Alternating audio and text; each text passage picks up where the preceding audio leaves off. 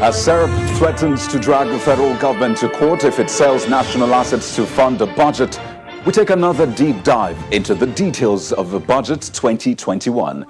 Is there danger ahead? We'll find out.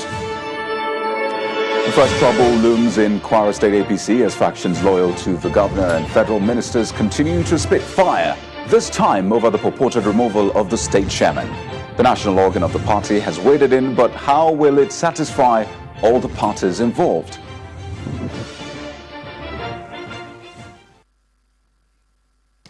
Hello and welcome. This is Politics Today, live on Channels Television. I'm Kayode Okikiolu. The party politics is never a thing for the faint-hearted. So much intrigues, twists, turns.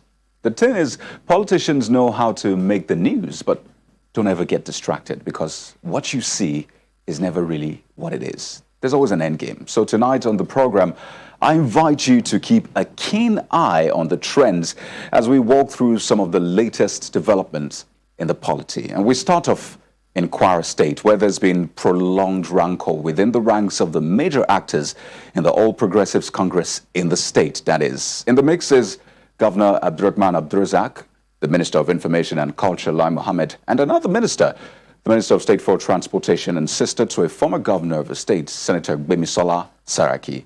The party is now split across factions, with loyalists of these heavyweights, so to speak, vowing to fight to the last for their principles. But the question is, what exactly is the issue, you might ask? Well, it didn't begin today, really, but passions were reignited with the purported removal of the state chairman of the party, Mr. Bashir Bolariwa, who has not exactly been on the same page with the governor.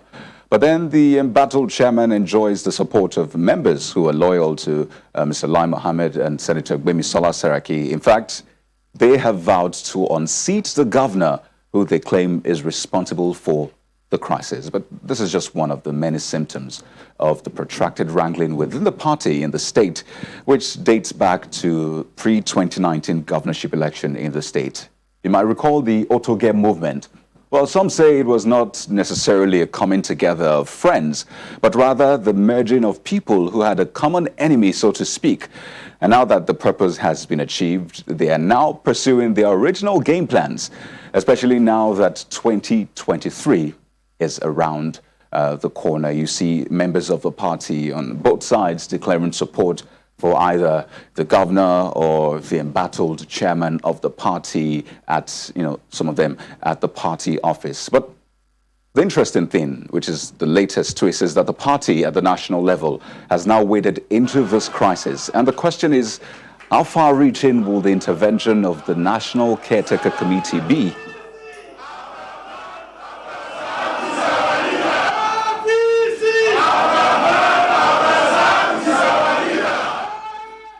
So that's a faction declaring support for the governor. You earlier saw another faction declaring support for the embattled national chairman. So while we wait to see how the intervention of the national organ of the party would play out in the coming days, let's get into our major issue for tonight.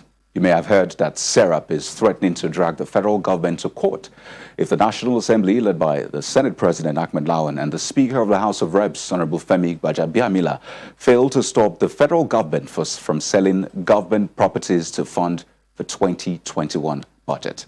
Well, here's part of what the Socio-Economic Rights and Accountability Project, Serap, said in that statement. They say, selling valuable public properties to fund the 2021 budget will be counterproductive, as this would be vulnerable to corruption and mismanagement. The statement goes on to say the country's fiscal situation must be changed, and changed quickly, through some combination of cuts in spending on salaries and allowances and a freeze on spending in certain areas of the budget, such as hardship and furniture allowances, entertainment allowances, international travels, and buying of motor vehicles and utilities for members and the presidency. There's more from that statement, saying other areas to propose cutting include constituency allowance, wardrobe allowance, recess allowance, and entertainment allowance. it's a full statement. You should have seen some part of it. But this has again brought up the question of the sustainability of our budgeting process, especially the deficits, which will be largely funded by loans expected to be paid back in the years to come. And just to put this in context, the 13.58 trillion naira 2021 budget has a deficit of 5.6 trillion naira. That's over 40%. Is this okay? Is it not? Well, let's consider both sides to this tonight. Honorable Oluwale Oke is the Chairman, House Committee on Public Accounts. He joins us from our Abuja studio, and also Mr. Kolawole Oluwadare, the Deputy Director, Socioeconomic Rights and Accountability Project, joining us virtually from here in Lagos. Good evening, gentlemen, and thank you for joining us on the program. Thanks for inviting me here. Well, great to have you. Let me begin with Honorable Oke, because the National Assembly deliberated on the appropriation bill for months. So let's begin by asking, did you come across this proposal to fund the budget by selling government properties during that whole process? Thank you. Let me first of all say that I'm here in my name, and I will speak for myself. I won't be talking on behalf of the House, right, because the House has an official spokesperson. Yes, in the HEMTEF framework, which Mr. President laid before the presentation of 2021 budget, you know, when you go through it, you will see various sources of revenue, and the issue of sale of asset is not new. Even in the previous budgets, there have always been other sources of revenue, and sales of assets is one of such. So, but the critical issue we need to look at is what kind of asset are we selling? Some assets are already liabilities. So what are you keeping them for? That's my humble opinion. So you have to look at, you have to tell us which assets are you talking about, and it's a common saying, which I also believe in, that the government is a bad business manager. You can look at various sectors of our life, be it aviation, power sector, telecommunication, shipping. Which business has government run very well? Tell me. So if we have assets that are idle, that are not being deployed productively, more so the Constitution of the Federal Republic of Nigeria under Section 16, under economic principles, stipulates that we should harness our resources and ensure their efficient utilization. So if you have assets that are idle, then you deploy them, you could reclassify your assets, you deploy them productively. Just before I bring in Mr. Oluwadare, the reason I asked if you saw that proposal was to also find out, because a lot of Nigerians will want to know, did you raise any eyebrow? Did you seek to find out what are those assets that we're planning to sell, for example? That's why I asked. So did it raise any eyebrows for you? Like I've said, I can't remember any new major assets, put up for sales. I'm aware in the past we've had the privatization exercise where some key business were outsourced, were concessioned. So I am not aware of any major assets being put up for sale. So if there are, they may remain as a proposal. So I don't think any particular asset is made known put up for sale. Okay, so let's bring in Mr. Oluwadare, because he signed that letter that was sent to the National Assembly. So, Mr. Oluwadare, what were the considerations that spurred that action? You've listened to Honorable Oke saying, well, this is not entirely new, and he says that he didn't quite see anything new about that. So what were the considerations that went into this letter that you sent to the National Assembly? Okay, did you get the question? What we're talking about here is about the cost of government. Not in the strict sense whether there's a legal framework for this action by the President and by the National Assembly on these assets. And it must be made clear that these came into light when the Minister of Finance at the public relations budget had made reference to the sales of public assets as one of the ways to finance the over 5.6 trillion deficit budget. So the important question is, if the country needs this money so much, and in our budgetary process, what is the government doing about cutting the cost of governance in itself? And we can start from the National Assembly with a budget of over 128 billion naira. What are those the current expenditure for our National Assembly members? And then we can go to the presidency and all the other arms of government. There is need to stem waste, first and foremost, before we talk about raising all the sources of revenue that we've seen. And if you would see, the action of the federal government portends a kind of desperation, which we've seen from the Finance Act, the various attempts to borrow pension funds and unclaimed dividend funds, dormant accounts. But first and foremost, what needs to be done is to stem this kind of waste, cut the cost of government. Maybe then we can begin to talk about fiscal measures to raise funds for government. Just quickly, are you aware of any of these assets that are possibly to be put up for sale? Because Honorable Oke says, well, he's not aware of them. Are you aware of those?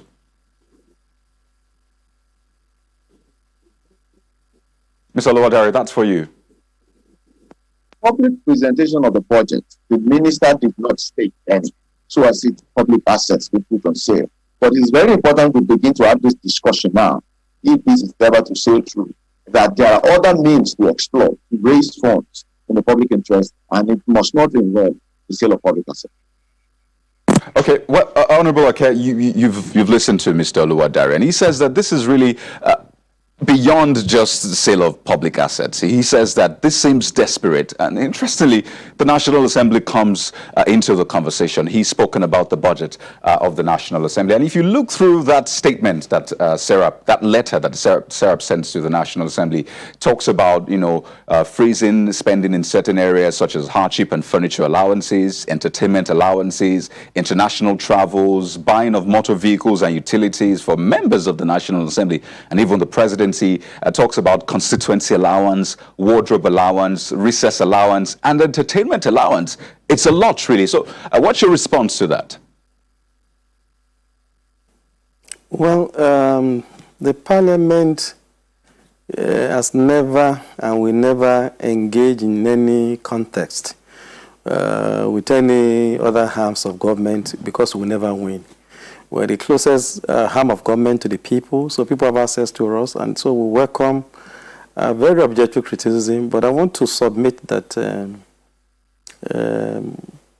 year in, year out, citizens, some NGOs complain about the budget of National Assembly. This time around, under the leadership of Speaker Femi Emila, we're able to break down the budget of the National Assembly for transparency's sake, so that everybody can see, every citizen can see what is in the budget of the National Assembly, which, in my opinion, I will submit is grossly inadequate. I'll give you an example. In the Public Accounts Committee, the Director General brought a query on customs revenue budget and demanded that that budget be audited. We invited customs. Customs, bring your books. Why is it that your revenue is dwindling? So let's say the duty collected. Custom had over 600,000 companies. Assuming the Parliament wants to engage customs and investigate this matter, postage alone of letters will cost the committee 1.2 billion naira. Postage alone. So, I mean, the citizens need to know what goes into the operations of National Assembly, the overhead, the running cost of the National Assembly. And we are here for the purpose of government. When you talk about wastages, I will agree that there are leakages and wastages in governance, but more on the side of the executive. Okay. I would agree that there are leakages, there are revenue issues. Even some agencies of the government that collect revenue, we need a lot of work to do to make sure that, yes, we have all the revenue so collected, captured in the net. Otherwise, we'll still be wasting our time. All right, Honorable Oke, we are due for a break now. And when we return, we'll stay with this issue of, sale of public assets, government assets. It's been on for a while. What are the frameworks that guide this? Is it really wrong to sell public assets? And if we want to sell them, What procedure should they follow? A lot of questions, really. When we return, we'll be looking at these and more. Please stay with us. Welcome back to the program. Honorable Oluwole Oke still joins us from our Abuja studio. He is the Chairman House Committee on Public Accounts, and Mr. Kolawole Oluwadare, the Deputy Director of SERAP, joins us virtually from here in Lagos. Gentlemen, thank you so much for your patience. We're still discussing this conversation around the sale of government assets to fund budgets, whether it is right or not. And of course, the whole talk about government spending. How do we ensure efficiency and ensure that we probably look into leakages, which, Honorable Oke, you agreed earlier on that there are indeed leakages and wastages in government spending. But the question I asked, which I want to just quickly get your response before I get back to Mr. Oluwadare, was relating to that part in the statement that Sarah put out, saying that there should be a freeze in spending in certain areas like hardship and furniture allowances, entertainment allowances, international travels, buying of motor and utilities for members of the National Assembly. Also talks about constituency allowance, wardrobe allowance, and the rest. And I was trying to get your response because Sarah clearly is against those provisions in the budget. Well, I don't understand what SERAP is looking for or what they are after. We have Revenue Mobilization and Fiscal Allocation Commission that the Constitution empowers to determine what a member of the Parliament should earn. It's a law, it's a rule, it's very there. It's there, and we work on that provision. So if you have a member of the Parliament, are you saying he should not earn what he's entitled to? His salary, his a working vehicle, you want him to trek to office? Those are not issues. I think I will enjoy SERAP to look more into areas of project inflation. You should look at project inflation, cost of projects that are being unnecessarily inflated or projects that are being duplicated. Those are the issues we should be looking at. Or conferences and seminars that are not necessary, that amount to wastages. Those are the core issues you should be looking at. Not asking whether a parliamentarian should have a working vehicle or should take allowances that is entitled to or not. Those are not issues. We are tired of hearing such. But we should look into programs and activities of government. A kilometer of road, how much is it? How much is the cost of putting a kilometer of road in place? Take into cognizance the area. Is it a swampy area? Is it a solid area? Those are the issues we should be looking at. Transmission lines. What is the cost of a kilometer of transmission lines? Globally, what's the accepted price? How much are we giving it out to Nigeria? Those are the issues we should be looking at. Okay, well, let's get SERAP's response. Provision of Procurement Act. Okay, Honorable, just a moment. So, let's get to me, those are the key issues. Okay, let's get SERAP to respond to those issues you have raised. So, Mr. Oluwadare, Honorable actually asked pointedly that he's not quite sure what SERAP is looking for here, and you listen to him. So, how do you respond to that? Like you said, this initiative is basically about the cost of government. And if Honorable Wole Oke is pointing at the executive as one of the sources of leakage, but we must understand that government consists of these various arms of government, and the legislature has its own fair share of these wastages. A case in point is the over 30 billion budgeted in the 2020 budget for the supposed innovation of the National Assembly. We have a case in court still pending on that. And another case in point is 128 billion. And the what is said about the revenue application and mobilization of fiscal information, giving estimates of salaries and providing for these accounts, it's one of the running battles we've been having with the Commission and the National Assembly till now. And we all recall that it has been an issue, knowing with clarity for Nigerians how much the senator earns at his take home. That is another issue for discourse. And this same National Assembly, to put it in proper historical context, increased the 2021 budget by 506 billion, knowing fully well that there is a growing deficit that we may not be able to finance. So there are various avenues of wasting, both on the side of the executive and on the side of the legislature. And most importantly, I'm very happy that Honorable Wole Oke is a member of the Public Accounts Committee. What has that committee done about the various wastages pointed by the Auditor General's reports over the years from 2015 till now? The Auditor General has just finished a part 1 of the 2018 report about the wastages in procurement and expenditure. In the executive, like he has pointed out, we have the Public Accounts Committee looking at this document, but we yet to see any resolution or any action taken pursuant to the powers of the National Assembly under Section 88 of the Constitution. That would have been a good thing for the National Assembly to do if it saved much waste lives to the executive. Well, Mr. Oluwadare, what specifically do you expect his committee to have done, specifically with that report of the Auditor General, just before we get him to respond? The Constitution empowers the National Assembly as part of the statutory oversight function that when the Auditor General of the Federation submits the audited report for each year, they look into it and they conduct the investigations, which of course involves the power to invite any of these erring MDAs and ask them various questions. It is thereafter subject to resolution of the House as to what their findings are by way of the report and what should be done. We are yet to see that. What we've seen is the Auditor General submitting reports, even though we have a backlog now, but we are yet to see any cogent action on the National Assembly on this report, either by way of investigation or the report on the outcome of those investigations or resolutions filed by the National Assembly. In this regard, Serap had sent a freedom of information request to the National Assembly, asking for reports of all these corruption proofs, and we're yet to get a response. Well, Honorable Oke, Mr. Oluwadare believes that your committee has not performed its roles as enshrined in the Constitution, and I think it's only fair to get your response to that. Well, Mr. Oluwadare is being economical with truth, and he needs to be very pragmatic and be sincere in his analysis. One, let me tell you one of the problems we face in this committee. The Auditor General of the Federation report is not submitted as at when due. For example, we're in 2021. We don't have 2019 before us. Even the 2018 that was late, shortly before we went on Christmas Eve, it was only part 1, part A of it that was late.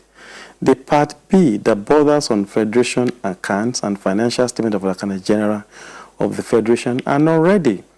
And I can remember vividly one of the issues when we asked the Auditor General, why do you bring your reports when people who occupy offices must have left several years after they have gone? And he raised it, and the Accountant General in his defense said there is no law that states that he should submit accounts, he should render accounts at so time, right? And we try to correct this lacuna in the new audit bill that the 8th Assembly passed. Unfortunately, it was not assented to by Mr. President.